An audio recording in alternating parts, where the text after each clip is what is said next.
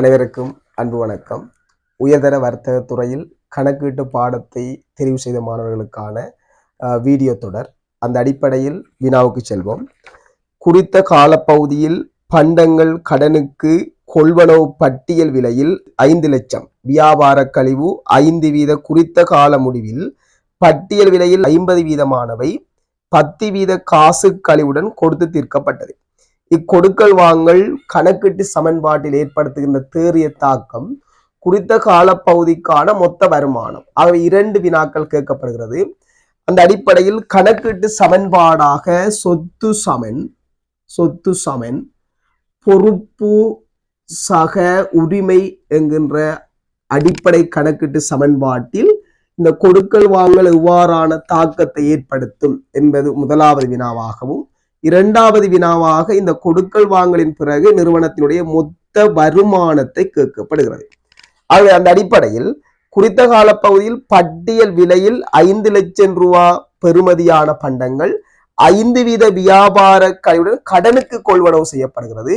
ஆகவே 5 லட்சம் ரூபாய் பெறுமதியானவை 5% வியாபார கழிவுடன் கடனுக்கு கொள்வனவு செய்கின்ற போது 4,75,000 ரூபாய் பெறுமதியான பண்டங்கள் நிறுவனத்துக்குள்ள வார நேரம் கடன் கொடுத்தோருடைய பெறுமதி 4,75,000 ரூபாய் நிறுவனத்தினுடைய பொறுப்பினுடைய பெறுமதியை அதிகரிக்கிறது.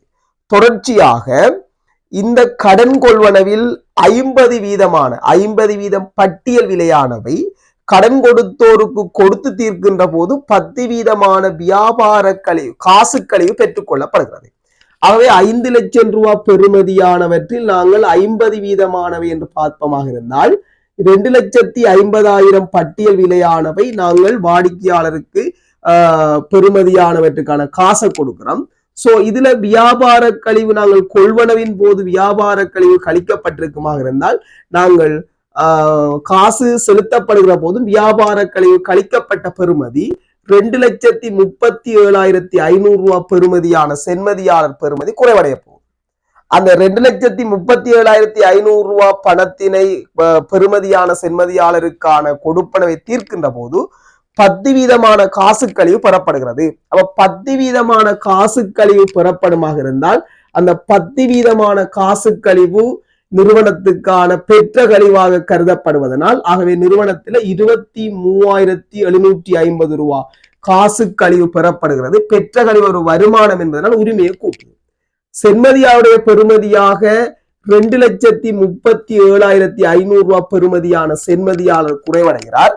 அதே நேரம் நாங்கள் இந்த 2,37,500 ரூபாய் பெறுமதியான சென்மதியாளரை குறைக்கின்ற போது காசாக செலுத்துறோம் 2,13,750 ரூபாய் பெறுமதியான 2,13,750 ரூபாய் பெறுமதியான காசினை செலுத்தி 23,750 ரூபாய் பெறுமதியான பெற்ற கழிவினை பெற்று 2,37,500 ரூபாய் பெறுமதியான சென்மதியாருடைய பெறுமதியை கொடுத்து தீர்க்கின்றோம். ஆகவே பொறுப்பில் குறைவடைகிறது.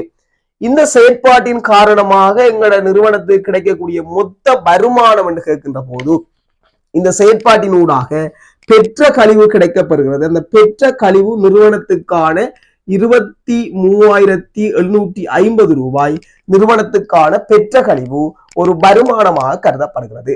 ஆகவே 2 வினாக்கள் பார்த்திருக்கின்றோம். இதனுடைய தேறிய தாக்கத்தை காட்டுகிற கணக்கீட்டு சமன்பாடு. ஆகவே அடிப்படை கணக்கீட்டு சமன்பாடு தேறிய தாக்கத்தை காட்டப்படுகிறது. ஆகவே 4,75,000 2,13,750 கழிக்கப்பட்ட ஒரு பெறுமதியாகவும், பொறுப்பிலிருந்து 4,75,000 2,37,500 ரூபாய் கழிக்கப்பட்ட ஒரு பெறுமதியாகவும், அதே போன்று உரிமையாண்மை என்று சொல்கிற நேரம் அங்க பிளஸ் ஆக 23,750 ரூபாய் காணப்படுகிற பெறுமதியாக காணப்படும். ஆகவே இதனுடைய தாக்கங்களை கொண்டதாக உங்களுடைய தேறிய தாக்கமாக உங்களுடைய அடிப்படை கணக்கீட்டு சமன்பாடு விடைகள் அமைந்திருக்கக்கூடிய இருக்கும். ஆகவே மொத்த வருமானமாக பெற்ற கழிவு மாத்திரம் காணப்படுகிறது 23,750 ரூபாய். இதோடு தொடர்ச்சியாக எங்களுடைய வினாக்கள் ஒவ்வொரு கேள்விகளாகவும் விடைகளினுடைய வீடியோ தொகுப்பாகவும் தொடர்ச்சியாக பயிர்வு செய்யப்படும். நன்றி.